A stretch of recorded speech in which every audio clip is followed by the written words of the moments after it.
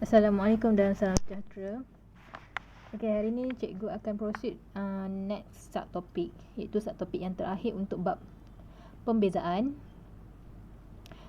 Okey, iaitu 1.3 melaksanakan pembezaan fungsi trigonometri. Siapa yang ada kertas penerangan, dan saya pasti semua adalah, sepatutnya saya dah bagikan. Okey, boleh rujuk muka surat 23. Okey, muka surat 23. Okey, untuk membezakan fungsi trigo ni, kita hanya guna 3 rumus asas. Okey, yang pertama, rumusnya adalah bila kita bezakan, selalunya kita guna dy per dx kan. Tapi kali ni, y tu kita gantikan dengan fungsi trigo tu lah. Contohnya d per dx sahaja. Y yang selalunya ada dy ni kan, kita gantikan dengan fungsi trigo yang pertama, iaitu sin x. Okey, bezakan sin x, jawapan dia kita akan dapat cos x. Okey, cos x. Okey, next. Kemudian rumus yang kedua, kita bezakan sin, dapat cos. Kali ni kita bezakan cos pula. Bezakan cos, kita akan dapat negatif sin. Okey, negatif sin x.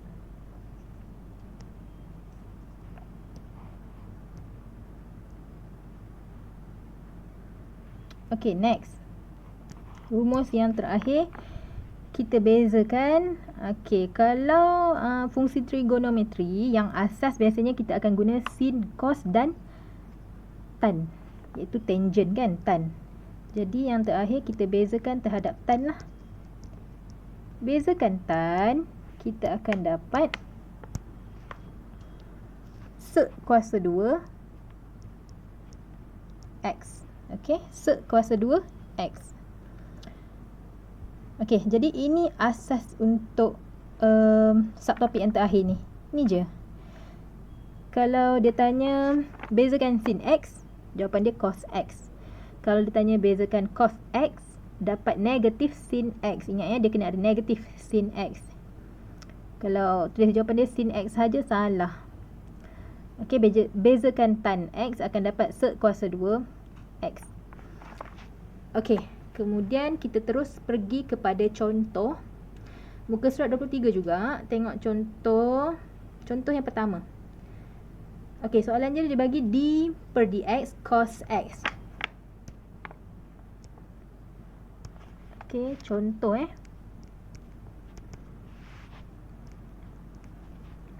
d per dx cos x. So, jawapan dia adalah, tengok balik rumus kat atas ni, rumus yang kedua. So, jawapan dia negatif sin x. Macam tu je. Okey. Okey, next. Soalan yang kedua. D per dt sin t. Kalau sebelum ni kita gunakan sebutan x, cos x kan, so d per dx. Tapi untuk soalan yang kedua ni, dia bagi dalam sebutan t, so dia guna d per dt. Tapi jangan risau, kita tengok je balik rumus. Tengok dia guna sin kan. Jadi kita tengok rumus yang pertama ni. Bila sin, kita akan dapat cos, tapi bukan x lagi dah, sebab kita guna t kan. So jawapan dia cos t. Okey, macam tu je. Okey, sama juga dengan contoh yang ketiga tu. Dia bagi d per dp sin p. So jawapan dia cos p. Cos p. Yang tu cuba buat sendiri. Saya dah bagi tahu dah pun, tinggal nak tulis je. Okey, next saya bagi contoh lain pula. 24. Ada lagi 3 rumus, tapi rumus dia tak banyak beza pun. Kalau sin tetap dapat cos. Cuma kali ni kes dia bila kita ada melibatkan nombor. Okey.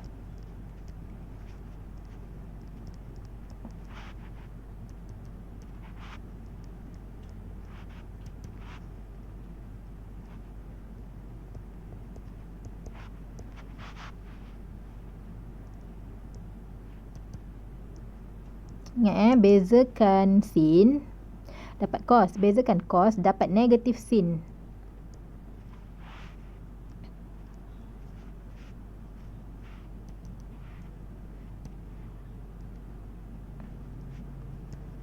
Kali ni kita just tambah A dekat depan tu. A tu melambangkan berapa nilai X tu. Contoh Contoh. Kejap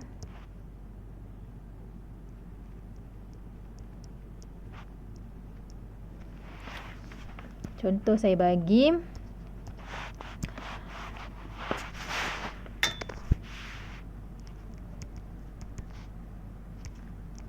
yang pertama, Y sama dengan sin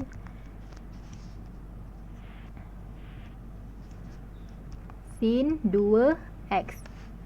Okey, jadi jawapan dia dy per dx adalah sama dengan, tengok, depan X ni ada 2, betul? 2 kat sini. Jadi 2 tu bawa ke depan. 2 tu kita kena bawa ke depan. So dia akan jadi 2. Sin pula kita akan dapat cos. 2 cos 2x. Okey. Macam tu jawapan dia. Okey, itu kes untuk sin 2x. Kalau kesnya contoh kedua, y sama dengan 2 sin x. Sekarang ni nilai x 1. Jadi tak ada apa-apa yang berubah. Yang berubah hanya sin je lah. Kita ubah sin ni saja. 2 ni pun depan ni kekal je. So dy per dx sama dengan 2 cos x. Dia tak jadi 2 cos 2x sebab soalan asal dia x sahaja. Dia kena ikut soalan asal tu. Okey. Okey, jadi cikgu nak awak cuba. Awak semua cuba latihan dekat muka surat 24, 25 dengan 26. Okeylah, cikgu bagi lagi satu contoh. Cuba buka muka surat 25. Okey, muka surat 25 pula.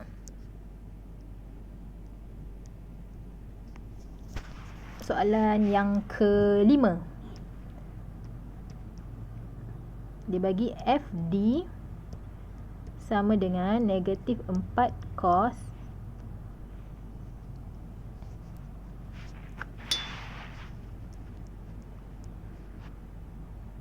satu per 2 D.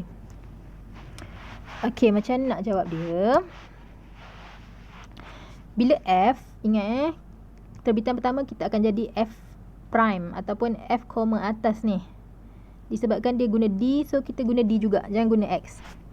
F prime D sama dengan, okey, negatif 4 tu masih ada dekat situ, kekal. Tapi disebabkan dekat sini 1 per 2 D kan. Jadi 1 per 2 ni bawa ke depan, darabkan dengan negatif 4 tu. So buat kurungan 1 per 2. Cos kita akan dapat, pembezaan cos kita akan dapat negatif sin kan. Okey, jadi negatif sin akan jadi negatif sin